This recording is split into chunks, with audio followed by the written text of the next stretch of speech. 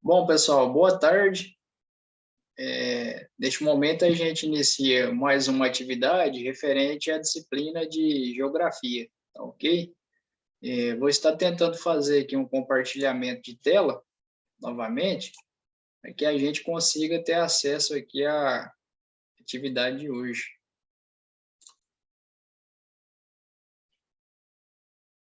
Bom, nossa atividade de hoje vai falar sobre as questões aí relacionadas sobre a nova ordem mundial, tá ok?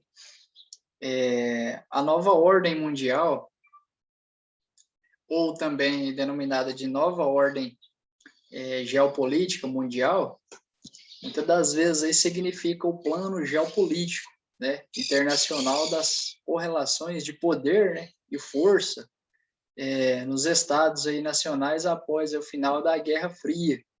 Vamos considerar nesse recorte temporal. Com a queda aí do Muro de Berlim, em 1989, e também o esfacelamento, né, da antiga União Soviética, em 1991. O mundo se viu aí diante de uma nova configuração, né, geopolítica, a soberania aí dos Estados Unidos, por exemplo, né, e do capitalismo que se estendeu por praticamente aí todo o mundo, né. Tem a questão também da OTAN, né, que é a organização do Tratado do Atlântico Norte, que de certa forma aí se consolidou, né, como o maior e mais poderoso, né, tratado militar internacional. O planeta que antes se encontrava na denominada ordem bipolar, vamos dizer assim, né, organizada aí em dois polos, né, seja aí na União Soviética ou seja aí nos Estados Unidos, né, com relação à Guerra Fria, passou aí a buscar um novo termo, né, para designar aí um novo plano político, tá ok? Com relação aí às mudanças na hierarquia internacional, a outra mudança aí acarretada pela emergência da nova ordem mundial foi a necessidade da reclassificação, né, da hierarquia entre os estados nacionais. Antigamente costumava-se assim classificar os países em primeiro mundo, né, ou seja, em países capitalistas, né, desenvolvidos, e de segundo mundo, né, que seriam aí países socialistas, né, desenvolvidos, e o de terceiro mundo, que seriam aí os países subdesenvolvidos, né, e emergentes. Com o fim aí do segundo mundo, uma nova divisão aí foi elaborada, né? A primeira expressão que pode ser assim designada para definir essa nova ordem mundial é a questão da unipolaridade, né? Que uma vez aí sob o ponto de vista militar, né, os Estados Unidos aí, por exemplo, aí se tornaram, né, soberanos diante da impossibilidade, né, de qualquer outro país, muitas das vezes aí rivalizar, né, com os norte-americanos aí nessa questão política, né, desse quesito. A segunda expressão utilizada aí é a multipolaridade, né? Pois após o término aí da Guerra Fria, o poderio militar, né, não era mais aí o critério principal a ser estabelecido para determinar a potencialidade global de um Estado nacional, mas assim, né, o poderio econômico, né, já é com relação à economia, né, o poderio econômico. Nesse plano, novas frentes aí emergiram, né, para rivalizar com os Estados Unidos, né? A saber aí, o Japão foi um país, né, para rivalizar, né, nessa questão com os Estados Unidos.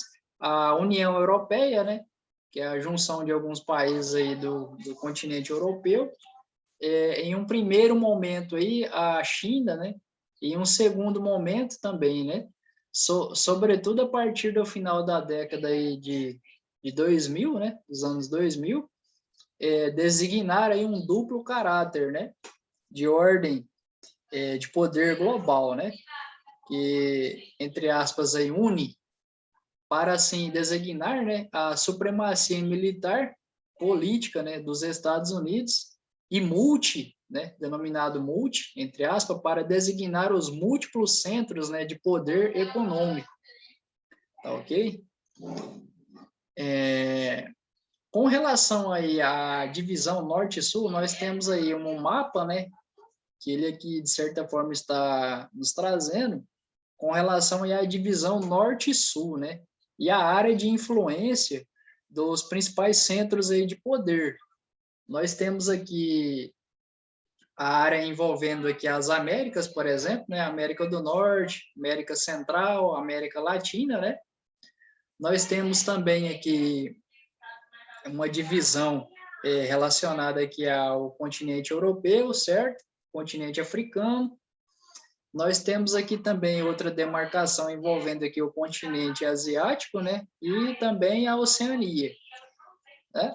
Essa divisão, né? Um mapa com a divisão norte e sul, né? Sobre aí a área de influência dos principais centros aí de poder, tá ok? A partir então aí divide-se o mundo em países do norte, né, que denominados aí desenvolvidos, e países aí do sul, né, que são denominados aí de subdesenvolvidos, estabelecendo aí uma linha imaginária, vamos considerar assim, né, que não obedece inteiramente à divisão norte-sul, né, cartograficamente falando. Conforme podemos observar na figura, né, nessa figura que a gente estava fazendo um comentário, é possível aí perceber no mapa acima que a divisão, né, de critérios utilizados para essa divisão são assim econômicos, tá ok? E não cartográficos. Percebe-se aí que alguns países do hemisfério norte, tá ok? Como aí os estados aí de Oriente Médio, da Índia, do México e também na China, encontram-se aí nos países do sul, tá ok? Enquanto aí os países do hemisfério sul, como aí nós temos exemplo a Austrália, a Nova Zelândia, né, por se tratarem de economias mais desenvolvidas, vamos considerar assim, né, encontra-se nos países do norte, tá ok? No mapa aí anterior também podemos visualizar, né, as áreas de influência política, né, dos principais atores econômicos mundiais. Também vale a gente lembrar, né, destacar de que, porém, que a área da influência dos Estados Unidos, né, pode se estender aí para além da divisão estabelecida. Uma vez aí que a sua política, né, externa, muitas das vezes aí atua nas mais diversas áreas do mundo, entendeu? Com destaque aí para algumas regiões do Oriente Médio também.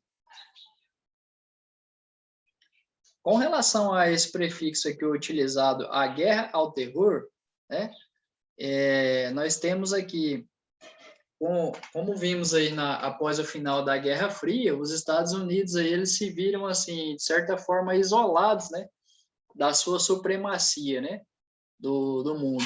Apesar aí da Rússia ter dado a maior parte do arsenal nuclear da antiga União Soviética, o país aí, ele mergulhou em uma profunda crise ao longo dos anos de 1990 aí, né, e início dos anos 2000, o que não permitiu, né, que o país mantivesse a conservação de seu arsenal, né, nuclear, pois isso custa muito dinheiro, né, para essa questão da manutenção, né, e conservação.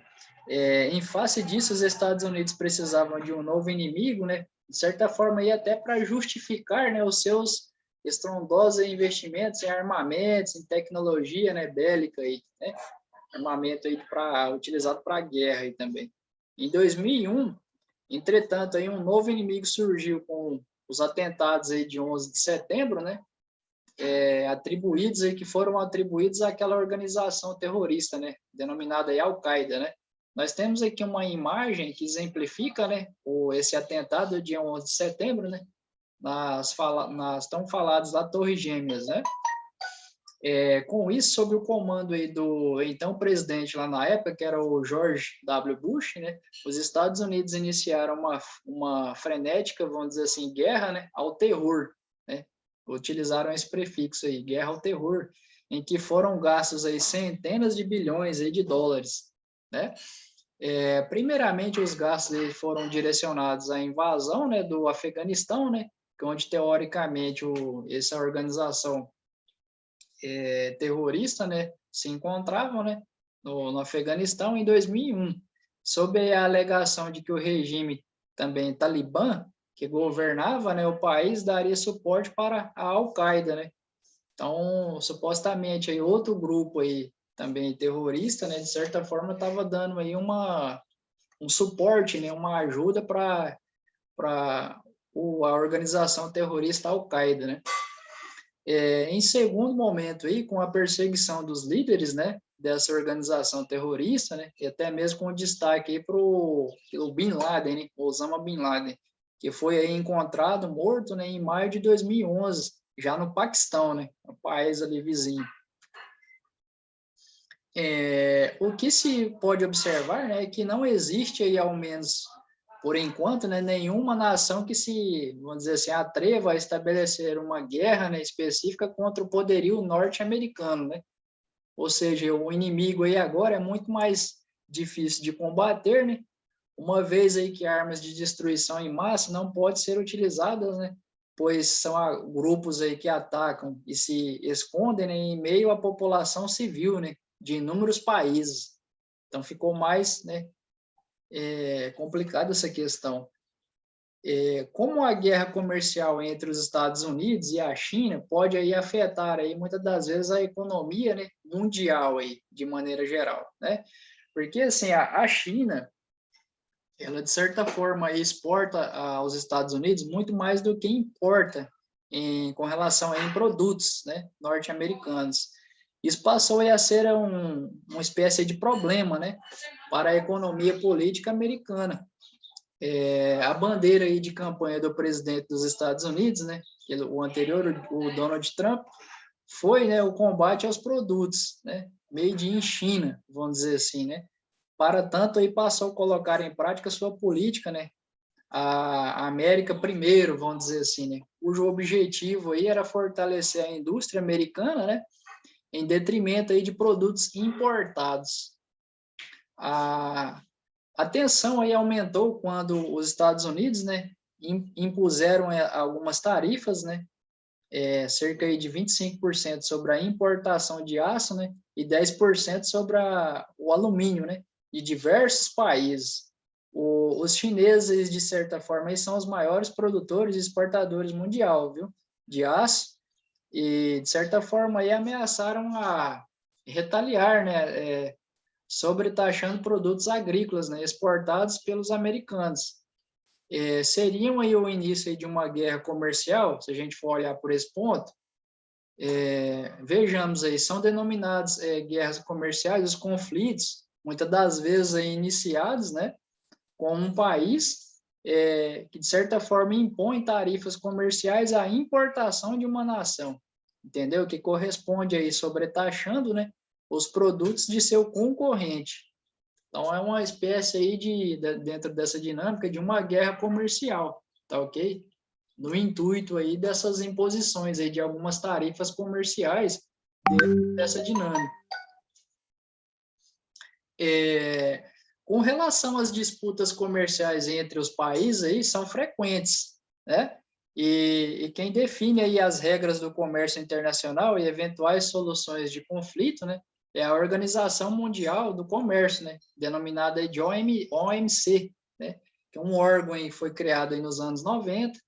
O presidente aí anterior, Donald Trump, né, Estados Unidos, ele decidiu agir contra a China, né, sem submeter aí suas queixas à OMC, né, a Organização Mundial do Comércio. E a China, que se tornou membro aí da OMC, apenas em 2001, que recorreu à organização contra os Estados Unidos. Então, já tem um certo tempo aí, né? O presidente americano Donald Trump, naquele período, alega que os acordos comerciais, né, com a China não têm sido assim vantajosos para os Estados Unidos, especialmente, né, com a ida de fábricas para os países asiáticos, né, e a consequente perda de empregos, respectivamente aí, né?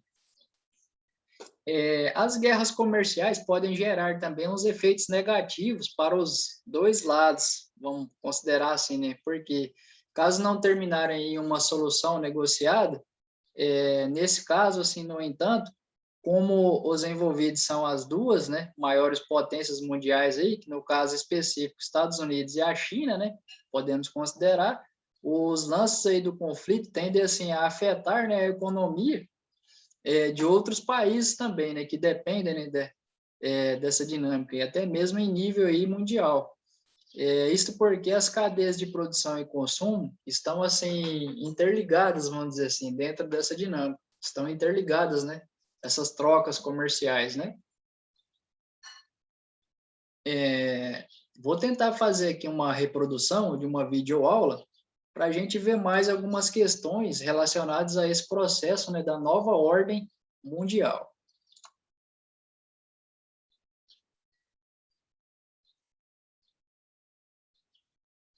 Soberonista.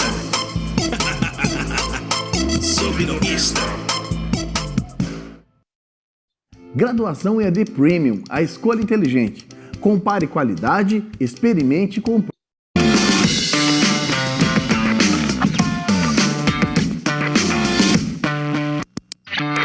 Olá pessoal, tudo bem com vocês? Eu sou a professora Larissa Mesquita, sou professora de Geografia e hoje nós vamos falar sobre nova ordem mundial. Certeza que esse assunto já apareceu diversas vezes nos seus estudos. Antes de começar, quero te fazer um convite. Se inscreva aqui no canal e ative o sininho, assim você vai ficar por dentro de todas as nossas atualizações. Vamos lá? Então pessoal, vamos falar de nova ordem mundial. Só que antes da gente chegar nesse ponto, eu gostaria de chamar a atenção de vocês aqui para o conceito de ordem mundial, certo? Quando eu falo em ordem mundial, eu estou me referindo à forma dos países se organizarem em um cenário geopolítico. Seria o arranjo dos países, né, estabelecendo ali as suas correlações de força e poder. Então, os estados nacionais, eles se organizam, eles se arrumam no mundo. Isso é uma ordem mundial. Agora, quando eu falo em nova ordem mundial, automaticamente eu já consigo entender que houve uma velha ordem, né? Vamos falar um pouquinho sobre ela. A velha ordem mundial era a forma dos países se organizarem no período que vai do final da Segunda Guerra Mundial, 1945, até oficialmente o ano de 1991, que é a queda, o fim oficial da União Soviética. Agora, é lógico que, historicamente, nós também temos o Muro de Berlim, a queda do Muro de Berlim em 1989, como um símbolo do fim do socialismo. O importante é você entender que a velha ordem, ela existiu entre final da Segunda Guerra, 1945, até o fim do socialismo no mundo, que pode ser simbolizado, então, tanto pela queda do Muro de Berlim, como pelo fim oficial da União Soviética. O que acontece nesse período, gente? Nós vamos ter um mundo dividido entre duas forças de poder, basicamente, o chamado mundo bipolar. Nesse período da história, os países eram ou capitalistas ou socialistas. E eles automaticamente seguiam as duas superpotências, né, desses dois blocos de poder. Os Estados Unidos, do lado capitalista, e a antiga União Soviética, do lado socialista. Uma coisa muito importante, durante a velha ordem, predominavam ali as relações baseadas no poder militar, no poder bélico dos países. Os grandes símbolos são, portanto, a corrida armamentista, a corrida aeroespacial, em que os países eles mostravam as suas forças, especialmente as superpotências, através da sua força militar. Então a velha ordem, nesse período chamado de bipolar, já acabou. Não existe mais. Bom, então com o fim do socialismo soviético, né, o fim desse mundo bipolar, os países, os estados nacionais vão se reorganizar. Eles vão se reestruturar numa nova ordem mundial, beleza? Então essa nova ordem, ela começa a se delinear a partir do fim do socialismo soviético, né? E o que marca essa nova ordem, que é o período que nós vivemos atualmente? Bom, primeiro, a hegemonia do sistema capitalista. O sistema econômico capitalista ganha o mundo todo, o socialismo desaparece. Outra coisa, agora nós não vamos mais pensar no mundo dividido em dois blocos, nós vamos pensar no mundo chamado de multipolar, ou seja, com vários polos de poder.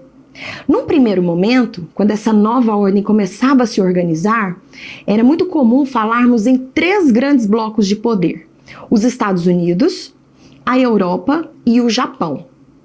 Mas como há um dinamismo muito grande, né, em relação à organização econômica e política dos países, não há um consenso.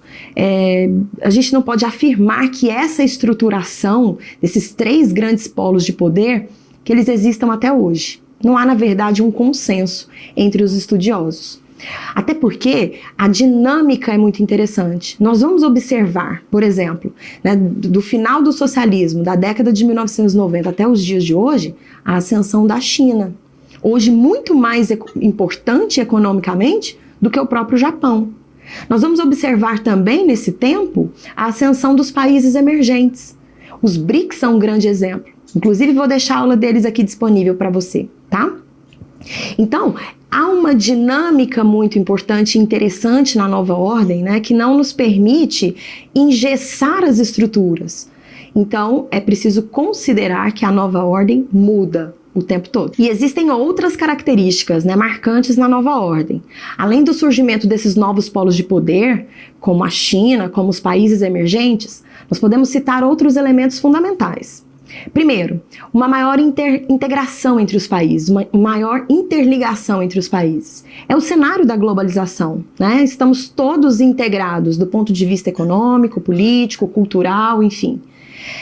O capitalismo é o sistema hegemônico, naturalmente, e um aspecto muito importante é a questão da força militar. Enquanto na velha ordem, né, durante a Guerra Fria, nós tínhamos 2 superpotências altamente poderosas no que diz respeito ao militarismo, à força bélica, hoje não. É claro que todos os países têm aí suas forças armadas, né, têm as suas escalas de importância no cenário militar, mas nós temos certeza que há uma grande potência militar no mundo, que são os Estados Unidos. Não tem jeito de negar isso. É lógico que a Rússia ainda se mantém muito forte nesse setor, né, justamente por conta de toda a bagagem que ela traz da Guerra Fria, mas também precisamos considerar que, com o fim do socialismo, né, com o colapso econômico que aquele país viveu, não deu para a Rússia continuar crescendo nesse setor na mesma velocidade e intensidade dos Estados Unidos. Outro aspecto marcante da nova ordem, né, é o fortalecimento dos blocos econômicos. Essas associações entre países que têm se tornado cada vez mais comum e também cada vez mais atuante na economia global. Inclusive, vou deixar disponível aqui para você uma aula sobre blocos econômicos. Você vai ver que legal. Enquanto na velha ordem mundial havia sempre o fantasma do socialismo, né, assombrando os países capitalistas, e o fantasma do capitalismo assombrando os países socialistas, na nova ordem nós não vamos ter assim um inimigo para combater. Né? É bem notório isso. É claro que depois dos ataques terroristas do 11 de setembro nos Estados Unidos, isso em 2001, claro, nós vamos ver no mundo o surgimento da chamada doutrina Bush. Vai haver uma corrida contra o terrorismo. Né? O mundo se assombra com o terrorismo e o terrorismo, de um modo geral, passa a ser um inimigo mundial. Talvez não com a mesma força que o socialismo tenha sido inimigo do capitalismo na Guerra Fria, mas é importante considerarmos isso também. Outro aspecto, em termos de conflitos, né, é que nós vamos observar uma explosão de conflitos étnicos, conflitos envolvendo separação de territórios em todo o planeta. É a cara da nova ordem. Então, meus queridos, espero que vocês tenham gostado da nossa videoaula e antes da gente se despedir, eu quero te fazer outros convites. Curta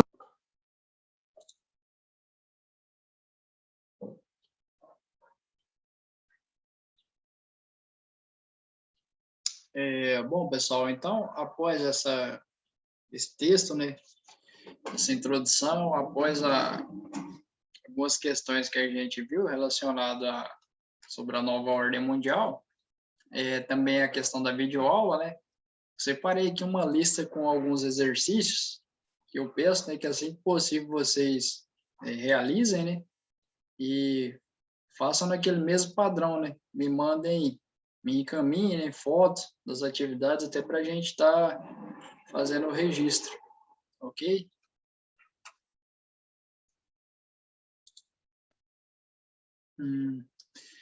Ó, tá faltando aqui 4 minutinhos para finalizar essa reunião, tá ok?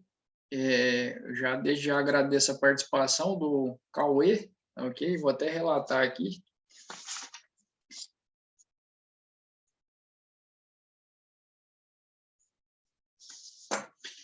Assim que possível, vou também disponibilizar este material no nosso grupo de estudos, tá bom?